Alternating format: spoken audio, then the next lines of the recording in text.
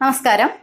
കഴിഞ്ഞ ക്ലാസ്സിൽ നമ്മളൊരു കോമ്പൗണ്ടിൻ്റെ എംപിരിക്കൽ ഫോർമുല അതേപോലെ തന്നെ മോളിക്കുലർ ഫോർമുല ഇവ രണ്ടും കണ്ടെത്തുന്ന ആ ഒരു പ്രോബ്ലംസ് ഒക്കെ ചെയ്തു. അത്തരം കാര്യങ്ങളൊക്കെ നമ്മൾ മനസ്സിലാക്കി. ഇനി നമുക്കറിയാൻ പോണ്ടത് സ്റ്റോഷിയോമെട്രി ആൻഡ് സ്റ്റോഷിയോമെട്രിക് കാൽക്കുലേഷൻസ്. ഇപ്പം എന്താണ് സ്റ്റോഷിയോമെട്രി? സ്റ്റോഷിയോമെട്രി എന്ന പദം രണ്ട് ഗ്രീക്ക് വാക്കുകൾ കൂടി ചേർന്നുണ്ടായതാണ്. സ്റ്റോഷിയോൺ മീൻസ് എലമെൻറ്റ്. സ്റ്റോഷിയോൺ എന്ന പദത്തിൻ്റെ അർത്ഥം എലമെൻ്റ് എന്നാണ്. Matron means measure. അപ്പം എലമെൻസിനെ മെഷർ ചെയ്യുന്നതാണ് സ്റ്റോഷിയോമെട്രി കൊണ്ട് ഉദ്ദേശിക്കുന്നത്. പലപ്പോഴും ഒരു കെമിക്കൽ റിയാക്ഷൻ സംഭവിക്കുമ്പോൾ ഒരു കെമിക്കൽ റിയാക്ഷൻ നടക്കണമെന്നുണ്ടെങ്കിൽ എത്ര റിയാക്റ്റൻസ് വേണം, ഇനി റിയാക്റ്റൻസ് തമ്മിൽ പ്രവർത്തിച്ചാൽ എത്ര എമൗണ്ട് പ്രോഡക്ട്സ് ഉണ്ടാകും തുടങ്ങിയ കാര്യങ്ങളൊക്കെ നമുക്കറിയണ്ടേ. അതിന് ഏറ്റവും ആദ്യം നമ്മൾ മനസ്സിലാക്കേണ്ടത് ഒരു ബാലൻസ്ഡ് കെമിക്കൽ ഇക്വേഷൻ കണ്ടാൽ അതിൽ നിന്ന് നമുക്ക് എന്തൊക്കെ ഇൻഫോർമേഷൻസ് അറിയാൻ പറ്റും, മനസ്സിലാക്കാൻ പറ്റും എന്നുള്ളതാണ്. നിങ്ങളൊരു ഉദാഹരണം ഇവിടെ ശ്രദ്ധിക്കുക. ഒരു കെമിക്കൽ ഇക്വേഷൻ കാണാം. ഈ കാണുന്ന chemical equation combustion of methane ആണ്. മീഥെയ്ൻ്റെ ബേണിംഗ് റിയാക്ഷൻ ആണ്. നോക്കൂ, CH4 plus 2O2 giving CO2 plus 2H2O. ഇവിടെ എന്തൊക്കെ കാര്യങ്ങൾ നമുക്ക് മനസ്സിലാക്കാൻ പറ്റുന്നുണ്ട്? ഇവിടെ കാണുന്ന മീഥെയ്നും അതേപോലെ തന്നെ ഓക്സിജനും രണ്ടും റിയാക്റ്റൻസ് ആണ്. CH4 plus 2O2 അവരാണ് റിയാക്ട് ചെയ്യുന്നത്. So they are called as reactants. ഇനി ശ്രദ്ധിക്കുക, അപ്പുറത്ത് പ്രോഡക്റ്റ് സൈഡിൽ ആരൊക്കെയുണ്ട്? കാർബൺ ഡൈ ഓക്സൈഡ് ഉണ്ട്, അതേപോലെ തന്നെ വാട്ടർ ഉണ്ട്. അവർ പ്രോഡക്ട്സ് ആണ്. ഇനി ആ എഴുതിയാലൊരു പ്രത്യേകത നിങ്ങൾക്ക് കാണുന്നുണ്ടാവും. ബ്രാക്കറ്റിൽ G എന്ന് എഴുതിയിട്ടില്ലേ താഴെ? എന്താണ് ആ G സൂചിപ്പിക്കുന്നത്? അതിൻ്റെ സ്റ്റേറ്റ് ആണ്, അല്ലെ? ഗാഷ്യസ് ഫോമിലാണെന്നാണ് അർത്ഥം. സോളിഡ് ആയിരുന്നെങ്കിൽ എസും ലിക്വിഡ് ആയിരുന്നെങ്കിൽ എല്ലും കൊടുക്കുമായിരുന്നു. ഇനി മറ്റെന്തൊക്കെ കാര്യങ്ങൾ നമുക്ക് ഇവിടെ അവൈലബിൾ ആണ്, എന്തൊക്കെ ഇൻഫർമേഷൻസ് നമുക്ക് ഇവിടുന്ന് കിട്ടുന്നുണ്ട്? ആ ഇക്വേഷൻ ഒന്നും കൂടെ നിങ്ങൾ ശ്രദ്ധിക്കുക. CH4 plus 2O2 giving CO2 plus 2H2O. 1 മോൾ CH4നോട് 2 മോൾ ഓക്സിജൻ റിയാക്ട് ചെയ്യുമ്പം 1 മോൾ കാർബൺ ഡൈ ഓക്സൈഡും 2 മോൾ വാട്ടറും കിട്ടുന്നു എന്നല്ലേ ആ റിയാക്ഷൻ പറയുന്നത്? ഓക്കെ, അതേപോലെ നമുക്ക് മറ്റൊരു വിധത്തിൽ അതിനെ പറയാൻ പറ്റും. 1 molecule of methane reacts with 2 molecule of oxygen giving 1 molecule of carbon dioxide and 2 molecule of water. Moles എന്ന് പറയുന്നത് പോലെ നമുക്ക് ഇങ്ങനെയും പറയാം, മോളിക്യൂൾസ് എന്നും പറയാം. ഒരു 1 മോളിക്യൂൾ മീഥെയ്ൻ കത്തണമെന്നുണ്ടെങ്കിൽ 2 മോളിക്യൂൾ ഓഫ് ഓക്സിജൻ വേണം. അങ്ങനെ റിയാക്ഷൻ നടന്നാൽ 1 മോളിക്യൂൾ ഓഫ് കാർബൺ ഡൈ ഓക്സൈഡും ഒപ്പം 2 മോളിക്യൂൾ ഓഫ് വാട്ടറും ലഭിക്കും. ഇനി നമുക്കതിൻ്റെ വോള്യത്തിൻ്റെ ടേംസിൽ പറയുകയാണെന്നുണ്ടെങ്കിലോ 1 മോൾ CH4 അല്ലേ, പകരം നമുക്ക് എന്ത് കൊടുക്കാം? 22.4 litre carbon dioxide, methane. 22.4 litre methane reacts with 2 mole oxygen ആണ്. അപ്പോൾ വോള്യം എന്തായിരിക്കും? 44.8 ലിറ്റർ ഓക്സിജൻ ആൻഡ് ഗിവിങ് എത്ര മോളാണ്? CO2 1 mole. അപ്പോൾ 22.4 litre carbon dioxide and 44.8 litre water എന്നൊന്ന് പറഞ്ഞൂടെ നമുക്ക്? അതേപോലെ നമുക്ക് ഗ്രാം മാസിൻ്റെ ടേംസിൽ പറയുകയാണെങ്കിലോ മീഥെയ്ൻ ആണ്, CH4 ആണ്. എത്രയാണ് മീഥെയ്ൻ്റെ ഗ്രാം മോളിക്കുലർ മാസ്? 12 4 16 അല്ലേ? 16 ഗ്രാം മീഥെയ്ൻ റിയാക്ട്സ് വിത്ത് എത്ര ഓക്സിജൻ ഉണ്ട്? 2 ഓക്സിജൻ. അപ്പം 32 64 gram of oxygen and giving എത്രയാണ്? എത്ര കാർബൺ ഡൈ ഓക്സൈഡ് ഉണ്ടായി അവിടെ? 1 കാർബൺ ഡൈ ഓക്സൈഡ് ആണ് അല്ലേ?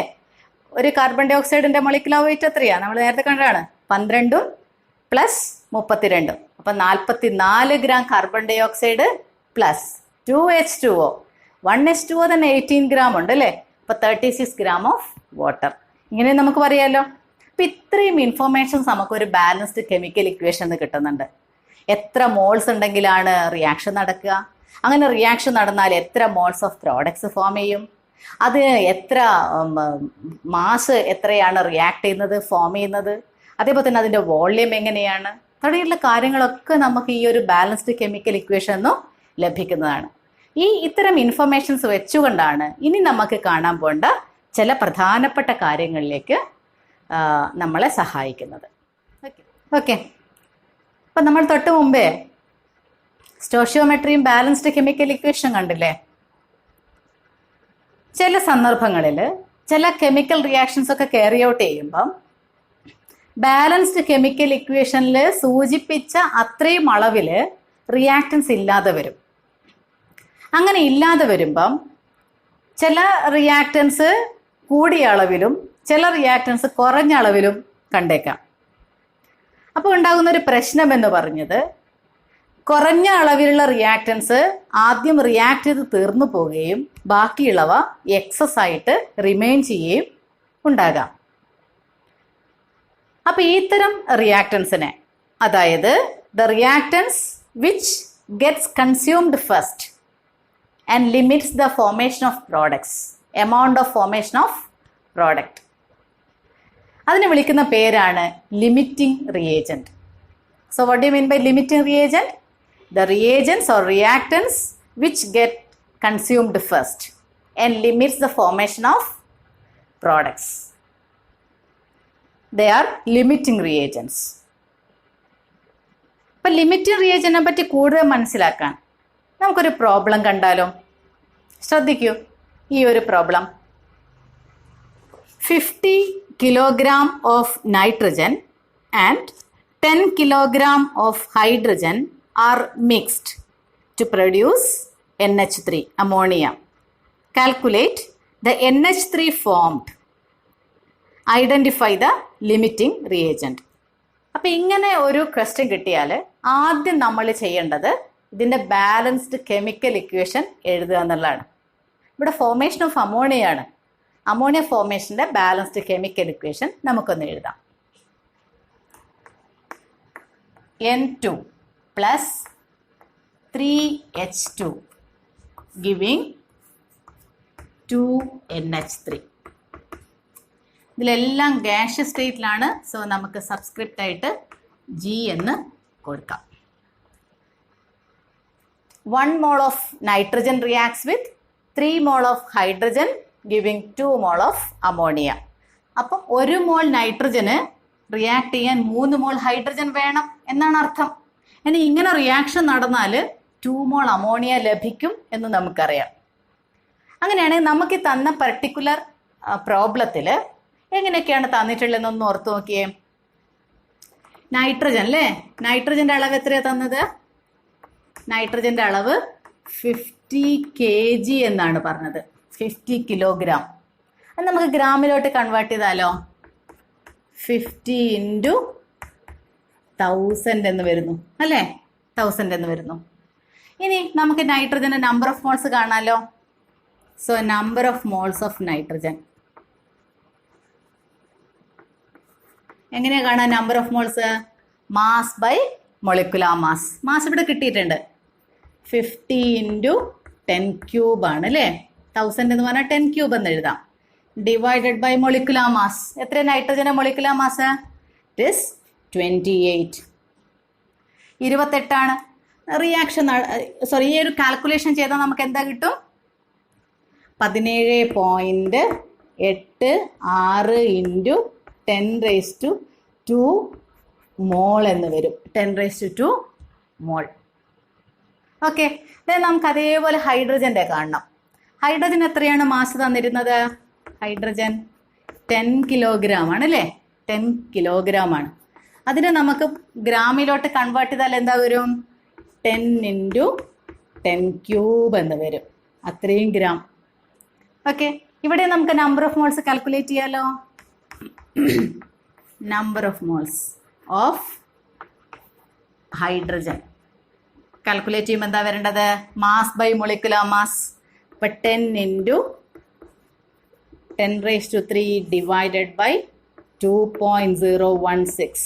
1.008 ആണ് ഹൈഡ്രജൻ. ഇപ്പം രണ്ടുള്ളത് കൊണ്ട് 2.016 എന്ന് വരുന്നു. ഇവിടെ കാൽക്കുലേഷൻ ചെയ്താൽ എത്ര കിട്ടും? 4.96 into 10 ക്യൂബ് മോൾ എന്നാണ് കിട്ടുക. 4.96 ഇൻറ്റു 10 ക്യൂബ് മോൾ. ഇപ്പം നമ്പർ ഓഫ് മോൾസ് ഇവിടെ നമുക്ക് ഈ പർട്ടിക്കുലർ പ്രോബ്ലത്തിലുള്ള നൈട്രജൻ്റെയും ഹൈഡ്രജൻസിൻ്റെയും നമ്പർ ഓഫ് മോൾസ് നമുക്ക് കിട്ടി. ഇനി നമുക്കിവിടെ ബാലൻസ്ഡ് കെമിക്കൽ ഇക്വേഷൻ പ്രകാരം നമുക്കറിയാം 1 മോൾ നൈട്രജന് 3 മോൾ ഹൈഡ്രജൻ ഉണ്ടായിരിക്കണം എന്നല്ലേ നമുക്കറിയാവുന്നത്. അപ്പം ഇവിടുത്തെ നൈട്രജന്റെ മോൾ എത്രയാണ്? 17.86 ഇൻറ്റു 10⁻² മോൾ ഇവിടെ ഉണ്ട്. അങ്ങനെയാണെങ്കിൽ ഈ ക്വാണ്ടിറ്റി ഇൻറ്റു 3 ഹൈഡ്രജൻ ഉണ്ടായിരിക്കണ്ടേ? വേണ്ടേ?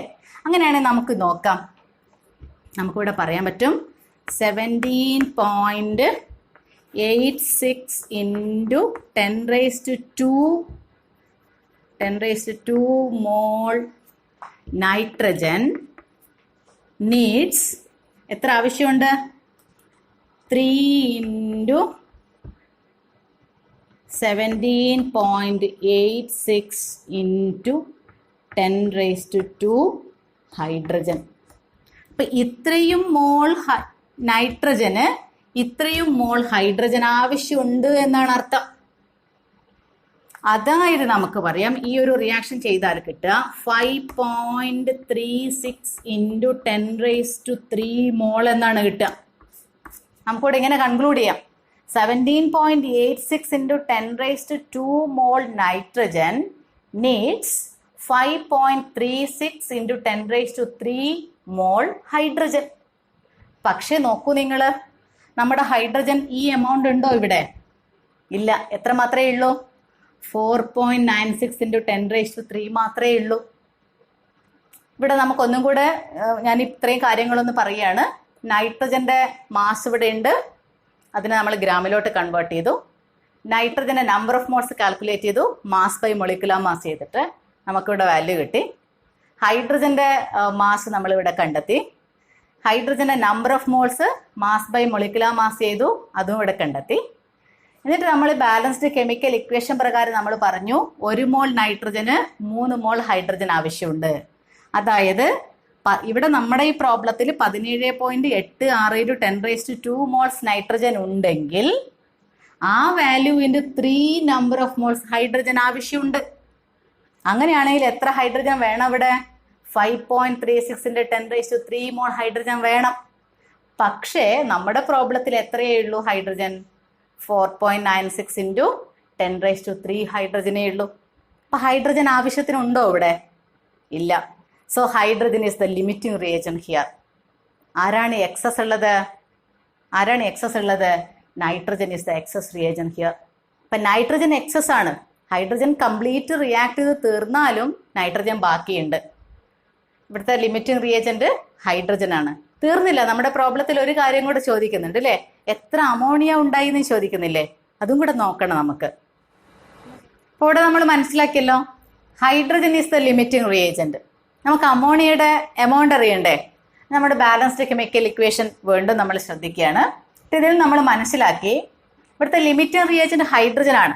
അപ്പൊ ഈ ഹൈഡ്രജൻ ആണ് എത്ര അമോണിയ ഉണ്ടായി എന്ന് തീരുമാനിക്കുന്നയാള്. അപ്പൊ ഹൈഡ്രജന്റെ ടേംസിൽ വേണം നമ്മൾ റിയാക്ഷൻ ചെയ്യാൻ. ഓക്കെ, അപ്പൊ ഇവിടെ നമ്മൾ മനസ്സിലാക്കുന്നു 3 മോൾ ഹൈഡ്രജന് 2 മോൾ അമോണിയ ഉണ്ടാകും. ഓക്കെ, അങ്ങനെയാണെങ്കിൽ 1 മോൾ ഹൈഡ്രജന് 3 മോളിന് 2 മോൾ അമോണിയ ഉണ്ടാകുമെങ്കിൽ 1 മോൾ ഹൈഡ്രജൻ എത്ര തരും?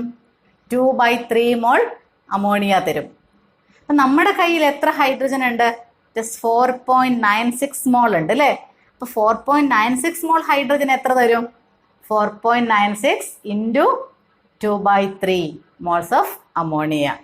ആ വാല്യൂ ആണ് ഞാനിവിടെ എഴുതിയിരിക്കുന്നത്.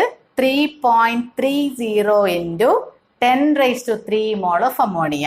അപ്പം നമുക്ക് ഇത്രയും മോൾ ഹൈഡ്രജൻ തരുന്ന അമോണിയയുടെ എമൗണ്ട് എന്ന് പറയുന്നത് 3.30 ഇൻറ്റു 10⁻³ മോൾ അമോണിയാണ്. പക്ഷെ നമുക്ക് അതിൻ്റെ മാസിൻ്റെ ടേംസിൽ നമുക്കതിനെ മാറ്റണം. ഇവിടെ ഓർത്തിരിക്കാം, 1 മോൾ അമോണിയ എന്ന് പറഞ്ഞാൽ നമുക്കറിയാവുന്നതാണ് 17 ഗ്രാം അല്ലേ? 1 mole ammonia is equal to 17 gram. നമ്മുടെ കയ്യിൽ എത്ര അമോണിയ ഉണ്ട്? 3.30 ഇൻറ്റു 10⁻³ മോൾ ഉണ്ട് അല്ലേ? അപ്പൊ എത്ര ammonia ഉണ്ടായിട്ടുണ്ടാവും? ammonia formed as 17 into ഒരു മോളിൽ ഇത്രയും. അപ്പോൾ ഇത്രയും മോളിൽ 3.30 into 10⁻³ അത്രയും ഗ്രാം ഉണ്ടായിട്ടുണ്ടാവും അല്ലേ? അത്രയും ഗ്രാം ഉണ്ടായിട്ടുണ്ടാവും. ഈ വാല്യൂ ചെയ്താൽ നിങ്ങൾക്ക് കിട്ടുക 56.1 into 10⁻³ ഗ്രാം എന്നാണ് കിട്ടുക. 56.1 into 10⁻³. ഇതിനെ നമുക്ക് കിലോഗ്രാമിലോട്ട് കൺവേർട്ട് ചെയ്യണമെന്നുണ്ടെങ്കിൽ 10⁻³ എന്ന് പറയുന്നത് 1 കിലോഗ്രാം ആണ് അല്ലേ? So the answer will be 56.1 kilogram ആണ്. അപ്പോൾ ഇവിടുത്തെ അമോണിയ ഫോം ചെയ്തിരിക്കുന്നത് 56.1 കിലോഗ്രാം എന്ന് എഴുതാം, അല്ലെങ്കിൽ 56.1 into 10⁻³ ഗ്രാം എന്ന് എഴുതാം. Okay, that's all about this problem. ഇവിടെ നമ്മളൊരു പ്രോബ്ലത്തിൽ ലിമിറ്റിംഗ് റിയേജൻറ്റിനെ കണ്ടെത്തി, അവിടെ ഫോം ചെയ്ത പ്രോഡക്റ്റിൻ്റെ എമൗണ്ട് കണ്ടെത്തി. ഇവിടെ ശ്രദ്ധിക്കേണ്ട കാര്യം ഇത്രയേ ഉള്ളൂ. കൃത്യമായി ബാലൻസ്ഡ് കെമിക്കൽ ഇക്വേഷൻ എഴുതുക, നമ്പർ ഓഫ് മോൾസ് കണ്ടെത്തുക, ബാലൻസ്ഡ് കെമിക്കൽ ഇക്വേഷൻ പ്രകാരം എത്ര നമ്പർ ഓഫ് മോൾസിന് എങ്ങനെയാണ് റിയാക്ഷൻ എന്നും എത്ര പ്രോഡക്ട്സ് ഉണ്ടാകും എന്നും കാൽക്കുലേറ്റ് ചെയ്യുക. എന്നിട്ട് അവിടുത്തെ ലിമിറ്റിംഗ് റിയേജൻറ്റിനെ കണ്ടെത്തുക, അതിൻ്റെ ടേംസിൽ പ്രോഡക്റ്റ് എത്ര ഫോം ചെയ്തു എന്നും മനസ്സിലാക്കുക. Okay, thank you.